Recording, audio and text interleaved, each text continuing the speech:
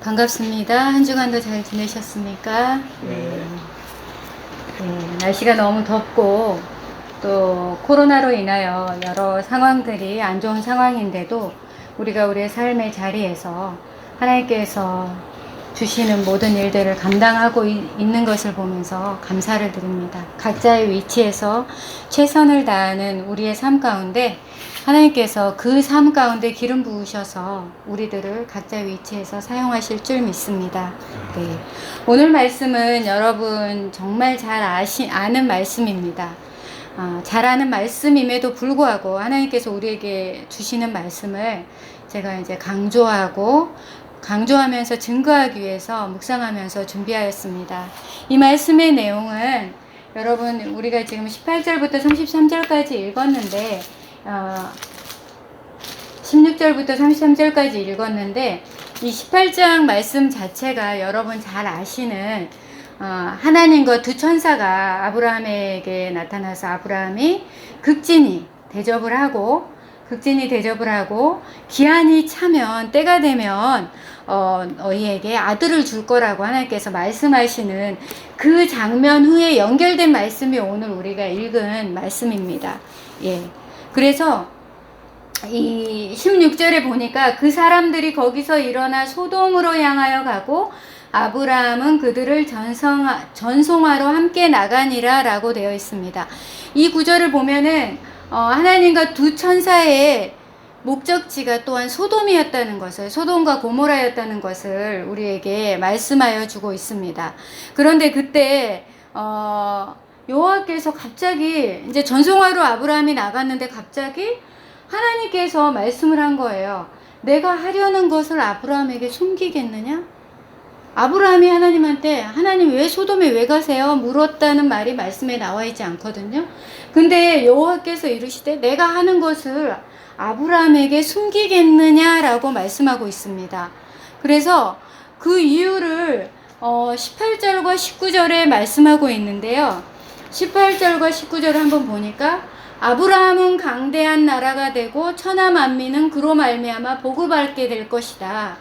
내가 그로 그 자식과 권속에게 명하여 여호와의 도를 지켜 의와 공도를 행하게 하려고 그를 택하였나니 이는 나 여호와가 아브라함에게 대하여 말한 일을 이루려 함이라고 분명하게 두 절을 통해서 그 이유에 대해서 아브라함에게 숨기지 않는 이유에 대해서 말씀을 하고 있습니다. 첫 번째 18절에 보니까 강대한 나라가 되고 천하 만민은 그로 말미암아 복을 받게 될 것이라 라고 말씀하고 있습니다.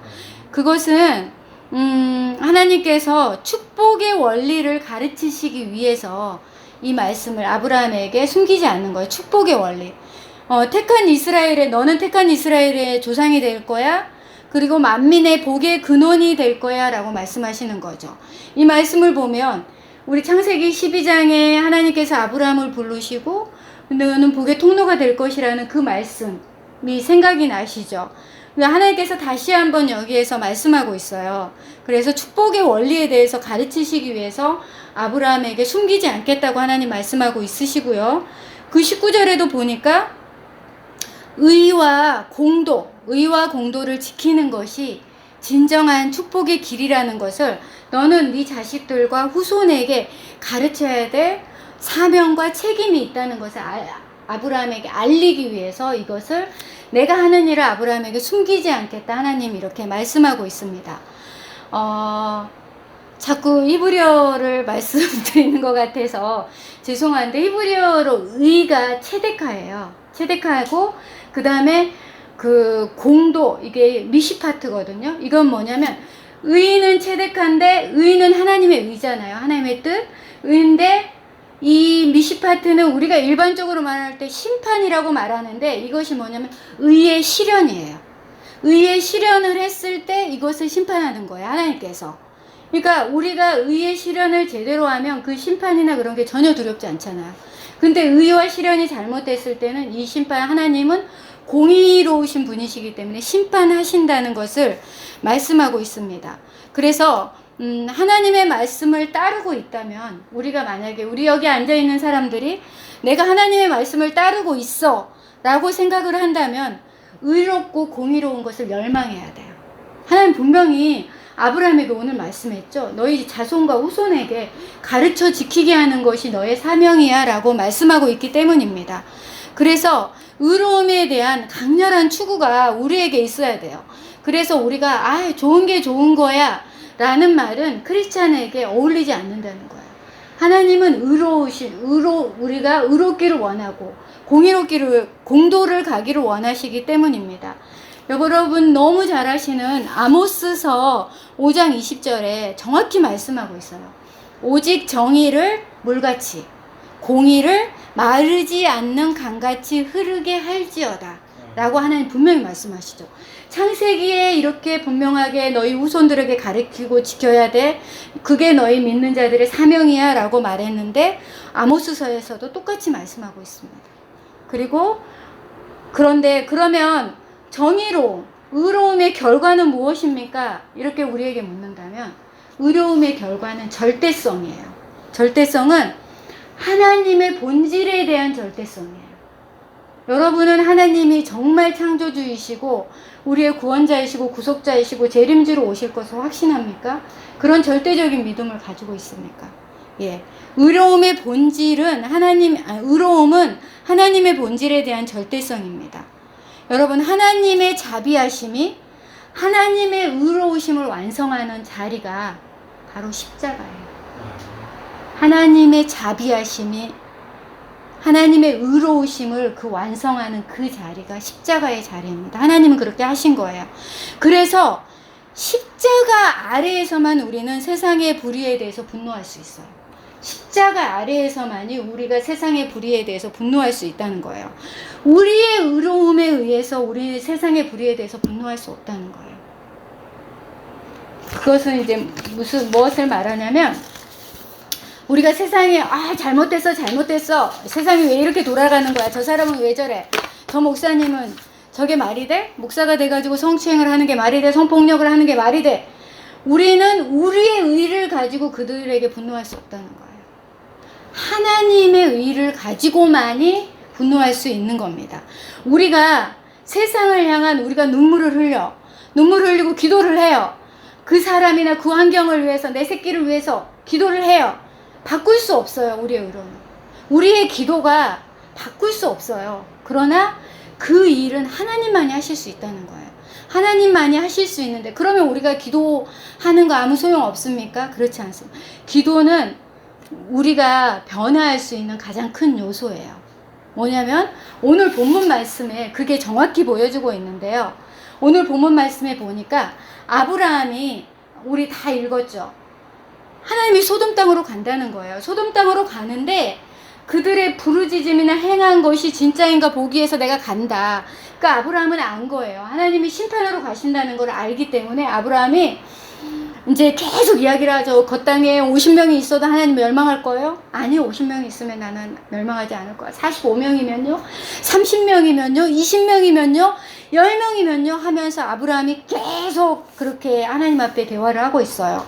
자, 그거를 생각을 하면서 소돔과 고모라에 대한, 하나님께서 그러죠. 소돔과 고모라에 대한 부르짖음이 크고 그 죄악이 심히 무거워서 그 부르짖음이 하나님 앞에 들렸다고 말씀하고 있거든요.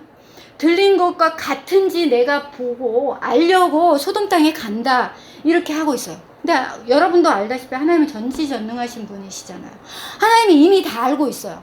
소돔 땅에 죄악이 있는지 멸망해야 되는지 알고 계시는데 하나님 이렇게 말씀을 하시죠. 하나님께서는 내가 소돔 땅에 가서 진짜 죄를 지었는지 눈으로 보고 싶어서 갈 거야, 그 말이 아니라는 거예요.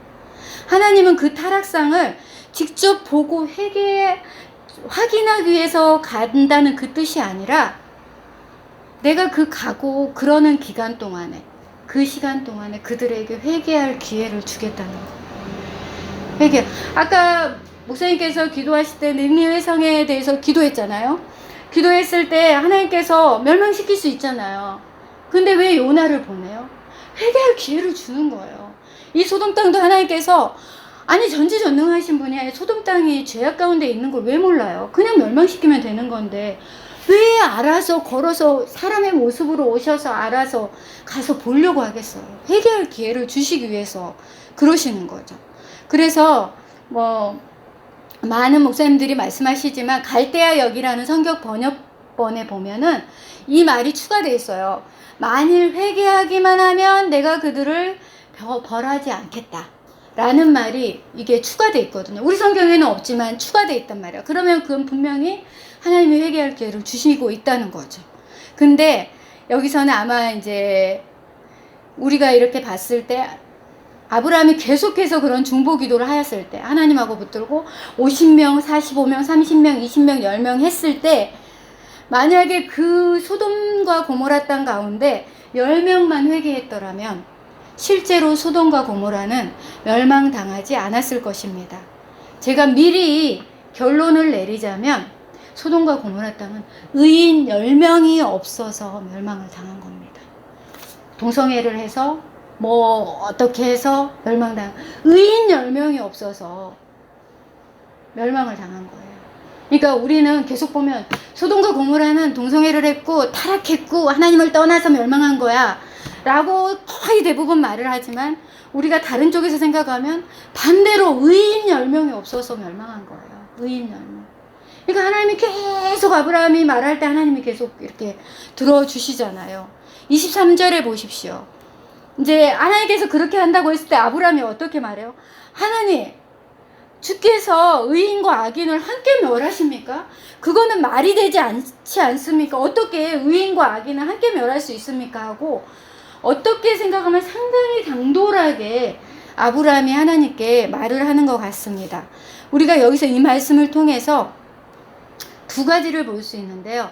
아브라함의 매우 담대함과 겸손함을 우리는 함께 보아야 합니다. 뭐냐면 아브라함은 하나님을 믿고 의를 추구하는 진리를 추구하는 자예요. 진리를 추구하는 자는 담대함이 있어요. 담대함이 있기 때문에 세상 가운데에서 휩쓸리지 않아요. 그쵸? 근데 그 진리는 뭡니까? 진리는 빛이에요. 빛. 빛 가운데 여러분 그 빛 가운데는 모든 것이 드러나죠. 모든 것이 드러나기 때문에 겸손할 수밖에 없어요. 그래서 우리가 하나님 앞에 여러분 오늘도 내가 하나님 앞에 섰습니다 라고 말할 때 하나님 내가 이것에 대해서 하나님 앞에 회개합니다 라고 말할 때 그게 어떤 거냐면요 하나님이 여기 서 계시고 내가 하나님 앞에 알몸으로 서 있는 거하고 똑같은 거예요. 알몸으로 아무것도 걸치지 않고 알몸으로 하나님 앞에 서 있는 것이 하나님 앞에 서 있는 것이고 하나님 앞에 회개하는 거예요. 그러니까 나의 모든 거 그러니까 다 보여줘서 너무 부끄럽잖아요. 그게 진짜 회개라는 거예요. 내가 숨길 거 숨기고 어느 정도 선에서 내 기본적인 거를 감춘 상태에서 어떤 부분만 회개하는 것이 아니라 나의 전부 내 알몸을 들여서 하는 것이 회개라는 거예요. 그렇기 때문에 겸손할 수밖에 없다는 것이죠. 그러니까 그거는 우리의 연약함이 적나라하게 하나님 앞에 드러난다는 거. 그게 진정한 회개라는 거예요. 하나님 잘못했어요. 이게 회개가 아니고 진짜로 내 모든 것을 보여주는 거예요. 하나님 앞에 보여주는 겁니다. 아브라함이 그렇게 하고 있는 거예요. 처음부터 소돔과 고모라의 심판은 이 딜의 여지가 없었어요. 딜의 여지가 없었어요. 아브라함이 계속 말하죠. 아브라함이 의인 10명을 찾으시면 어찌하시겠습니까? 하고 하나님께 다시 말하죠. 그러니까 하나님께서 뭐라 그래요? 내가 그 10명을 통하여 멸하지 않겠다라고 말씀을 합니다. 그때 아브라함이 알게 되는 거죠. 그럼에도 하나님께서 이 딜이 해당되지 않는 거 하나님이 모두 알고 있었음에도 불구하고 하나님께서 왜 아브라함에게 계속적으로 대화를 하고 대답을 해주는 이유가 무엇이었을까요? 이유가 무엇이었을까요? 분명히 하나님 정해져 있는 거잖아요. 의인이 없고 정해져 있는데 아브라함이 티끌 같은 내가 한 번만 더 하나님 앞에 막 그렇게 했는데 하나님께서 왜 그것에 계속해서 대답을 해주셨을까요? 그거는 하나님께서는 아브라함이 영원히 불쌍히 여기는 마음과 중보하는 마음을 아브라함에게서 끌어내기 위해서 그 아브라함과 그 대화를 했다는 거예요. 그래서 아까 말씀에 너는 너의 후손과 자손에게 의와 공도를 가르치라고 말씀했잖아요. 그러한 마음들을 아브라함에게 끌어내기 위해서 하나님은 계속해서 아브라함과 대화를 하고 있는 것입니다. 네. 자, 아브라함, 여기서 그러면 아브라함의 기도의 목적은 무엇이었을까를 우리가 한번 생각해 봐야 됩니다. 여러분, 우리가 이 아브라함과 하나님의 대화를 통해서 소돔과 고모라에 대한 하나님의 마음은 소돔의 멸망이 아니었어요. 하나님의 목적을 깨닫는 거였어요. 그 사람들이 하나님의 목적을 깨닫는 거였어요. 하나님의 도를 지켜서 의와 공도를 행하는 것이 하나님의 목적이었거든요. 근데 아브라함의 기도의 목적, 여러분이 이게 딱 보시면 아브라함이 조카 롯만을 위해서 기도했다고 생각하십니까? 아브라함은 의인이 있다면 구해달라는 것이었습니다. 하나님, 소돔과 고모라 땅에 처음에는 그랬죠. 설마 50명은 있겠지. 그래도 우리가 하나님을 섬기고 하는데 거기에 의인 50명은 있겠지라고 했어요. 근데 그래, 내가 50명이 있으면 멸망하지 않게 해줄게 라고 했을 때 아브라함이 의인 50명도 없는 거 아닌가? 그래서 45명 갔다가 또 하나님이 그렇게 하시니까 계속해서 아브라함이 그렇게 이야기하고 구해달라고 이야기를 하죠. 근데 아브라함이 조카 롯만을 위해서가 아니라 의인들을 위해서 구했다는 것을 우리가 기억해야 합니다. 하나님의 대답은 무엇이었습니까? 언제나 기꺼이였어요. 그래, 그렇게 할게. 그래, 네 말대로 할게. 네가 말한 대로 그렇게 할게. 하나님 계속 그렇게 말씀하고 있습니다. 그럴 때 아브라함도 하나님의 의도와 그 목적을 깨닫게 되는 것이죠. 의인이 없었다는 것이에요. 그 땅에. 여러분, 믿음의 공동체를 지탱하기 위해서는 최소한의 의와 공도가 있어야 한다고 오늘 말씀은 우리에게 계속해서 말하고 있습니다. 근데 그것이 회복될 수 있는 게 딱 하나 있어요. 그게 사랑이에요. 하나님의 사랑. 하나님의 사랑이 있으면 공동체는 회복될 여지가 분명히 있습니다. 33절을 보겠습니다. 33절에 여호와께서 아브라함과 말씀을 마치시고 가시니 아브라함도 자기 곳으로 돌아가더라 라고 말씀하고 있습니다. 여기서 말하는 거는 하나님은 심판주, 미시파트 심판주의 자리로 돌아가고 아브라함은 중보자의 자리로 간다는 것입니다. 심판주가 왜 심판하시는 분이 중보자의 말을 귀 기울였을까요? 하나님은 사랑의 하나님이시기 때문에 중보자의 말에 귀를 기울이는 것을 우리는 볼 수 있습니다. 그러나 중보자는 자기 기도를 통해서 자기의 행위를 통해서 심판자를 막을 수 없어요. 심판자를 막을 수 없습니다. 왜냐하면 우리들은 의와 공도가 온전하지 않기 때문에 그런 것들을 막을 수가 없습니다. 그러나 중보자인 우리는 멸망할 수 있어요. 그 사건에 대해서 기도하면서 아브라함같이 계속적으로 하나님과 대화할 수 있습니다. 그래서 날마다 하나님 앞에 나아가서 대화하는 거예요. 근데 우리의 온전한 중보자를 하나님께서 우리에게 보내주셨죠. 우리로서는 할 수 없지만 예수 그리스도를 보내주심으로 예수 그리스도가 우리의 중보자가 되십니다. 소돔과 고모라는 우리가 사는 이 세상을 상징합니다. 우리는 스스로 소돔과 고모라는 왜 그렇게 죄악을 지어서 멸망을 당해, 그렇게 말하는 것이 아니라 우리가 그들이라는 사실을 우리가 깨달아야 된다는 거예요. 우리가 그 의인 10명에 속하여 있습니까? 의인 10명도 없는 그 땅에 혹시 우리가 사는 이 땅에도 하나님 보시기에 의인 10명이 없지 않지 않을까 한번 생각해 보시기 바랍니다. 예. 우리 스스로가 그들이라고 생각해야 하는 까닭은 하나님의 의로우심으로 우리가 의로워졌지, 하나님이 의롭다고 값없이 말해주셨기 때문에 우리가 의로워졌지, 우리의 의로 우리가 의로워진 게 아니기 때문입니다. 네. 여러분은 오늘 본문 말씀에서 최고의 수혜자는 누구라고 생각하십니까? 롯과 두 딸이라고 생각하십니까? 하나님께서 롯을 생각하셨다고 분명히 말씀하셨어요.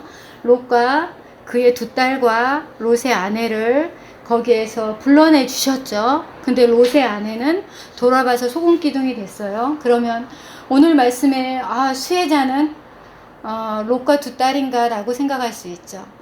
최고의 수혜자는 아브라함이라는 것을 알 수 있습니다. 하나님께서 원하시는 것은 우리가 다른 사람을 위해서 중보하는 거예요. 근데 이제 이 단어 자체가 우리가 중보기도, 중보자 이렇게 해서 써서 그렇지만 원래 성경적으로 말은 중보라는 말이 아니고 도고라는 말이에요. 도고는 다른 사람을 위해서 기도하는 거예요. 유일한 중보자는 예수 그리스도 한 분밖에 없어요. 온전하신 분은. 그래서 우리가 중보라는 말을 조심해서 써야 되는데 한국교회가 100년이 넘도록 지금까지 이렇게 써왔기 때문에 사람들에게 너무 이렇게 인식이 됐기 때문에 중보라고 쓰는데, 예, 하나님께서 원하시는 것은 다른 사람을 위해서 중보하는 거예요. 그게 하나님이 가장 기뻐하는 거예요. 기뻐하는 거예요. 그래서 여러분, 우리 다른 사람을 위해서 기도하죠. 가족을 위해서, 자녀를 위해서, 부모 형제를 위해서 기도하죠. 기도하는 거는 응답이 될 때까지 내가 할 수 있는 모든 것을 하는 것입니다. 기도하는 거는 내가 어제 기도했어. 내가 어제 너를 위해서 기도했어. 끝? 아닌 거예요. 그것이 응답될 때까지 내가 할 수 있는 모든 것. 아브라함 보십시오. 50명, 45명, 30명, 20명, 10명 이렇게 기도하는 그 자세가 필요한 거예요. 기도는 행동입니다. 여러분, 행동할 때 변화가 일어나고 그것은 하나님의 이야기, 복음이 될 수 있어요. 내가 기도한다고 하고 행동을 하지 않으면 어떻게 알아요? 그리고 내가 얼마나 기도했는데, 그래서 드러나는 게 뭐 있는데, 드러나는 게 중요한가? 우리의 삶의 현장에서 정말로 간절히 중보하는 자들은 삶의 현장에서 드러납니다. 내가 드러내지 않아도 드러난다는 것입니다. 하나님 중심이 되는 거예요. 우리의 삶은 여러분, 하나님을 아는 지식만큼 펼쳐져요. 내가 성경에 하나님이 100%라고 했을 때 내가 성경에 하나님을 10% 알고 있으면 내 삶은 그냥 10%, 하나님을 아는 그 10%에 펼쳐지는 거예요. 근데 내가 하나님을 아는 것이 50%면 내 삶은 하나님 안에서 50%가 펼쳐지고, 내가 100% 하나님을 알면 내 삶이 100% 하나님 앞에서 펼쳐지는 거예요. 그러니까 우리가 하나님을 알아간다는 것이 얼마나 위대하고 놀라운 일인지 모릅니다. 우리는 하나님을 아는 것에 힘써야 됩니다. 힘써 알라고 성경에서 분명히 말하고 있죠. 하나님을 아는데 부모가 자녀를 아는 것 같이 아는 게 아니고 부부가 서로 아는 것 같이 아라고 성경에서 말하고 있거든요. 그러니까 내 삶이 하나님 앞에서 정말로 제대로 펼쳐지길 원해요. 그러면 하나님을 아는 일에 내가 힘써야 돼요. 시간을 쪼개고 잠을 안 자고 해가면서 하나님을 아는 일에 힘써야 돼요. 하나님이 이러신 분이구나. 하나님 이러한 일을 하시는구나. 하나님은 이러한 원수 같은 사람에게 이렇게 하시는구나를 우리가 알아야 한다는 거죠. 예. 여러분, 하나님의 길은 의로운 길이고 공정한 길입니다.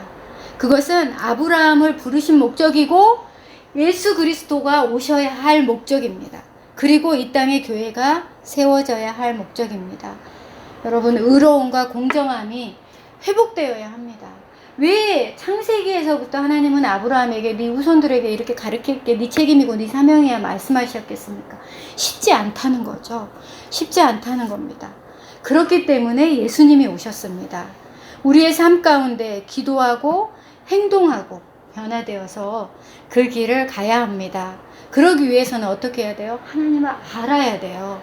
하나님을 알아야 됩니다. 오늘 말씀 18, 19절에 아브라함에게 강대한 나라가 되고 천하 만민으로 복을 받게 하는 이유는 그 자식과 권속들에게 여호와의 도를 지켜 의와 공도를 행하게 하려고 그를 택했다고 분명히 하나님께서 말씀하고 있습니다. 네.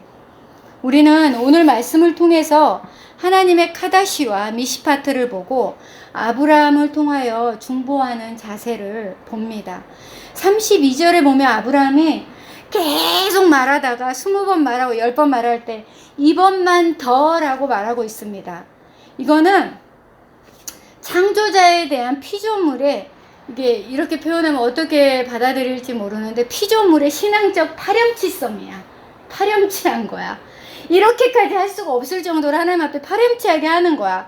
그것은 마치 막무가내로 때를 쓰는 듯한 이 말은 인간으로서는 어쩔 수 없는 기도 자세예요. 여러분, 안 그렇습니까? 내게 힘든 일이 닥쳤을 때, 내가 감당하기 어려웠을 때 파렴치고 뭐고 없잖아요. 하나님 앞에 나갈 때. 하나님 도와주세요.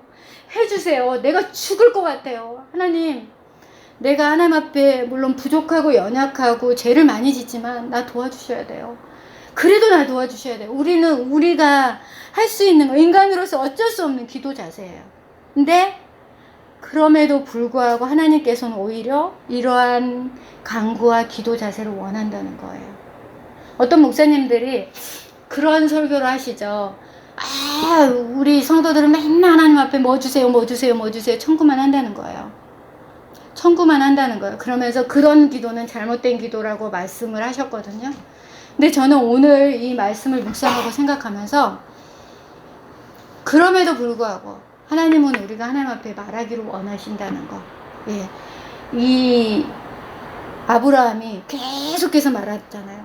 오죽하면 노하지 마십시오. 티끌 같은 내가 하나님 앞에 말합니다. 한 번만 더 말합니다. 파렴치하게 하나님 앞에 또 나갑니다. 이렇게 말을 하잖아요. 근데 하나님이 어떻게 합니까? 기꺼이잖아요. 다 그래. 그렇게 할게.